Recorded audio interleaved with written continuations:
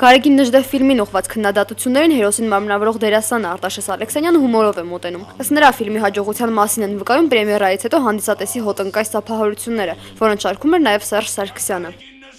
Հանրապետության նախագահի կողմից աշխատանքը գնահատեց գերազանց։ Ֆիլմը դեռ էկրան չբարձրացած բազմաթիվ քննադատությունների առիթ էր ստեղծել թրեյլերում հնչող Գարեգին Նժդեհ հայտնի արտահայտությունը։ Համացանցում հայտնված տեսահոլովակներում անգամ հայտնի ֆիլմերի եւ մուլտֆիլմերի հերոսներն ասում էին Գարեգին Նժդեհ։ Արտաշես Ալեքսանյանը ֆիլմն այս կերպ մեկնաբանողներին խորհուրդ է տալիս ուրիշի ջրաղացին ջուր չլցնել։ Ընդհանրապես մի քանի ժամեր հետո Բաքվի կայքերը լսեցին, որ հայերը ուրեմն նկարում են ֆիլմ մարդկության դեմ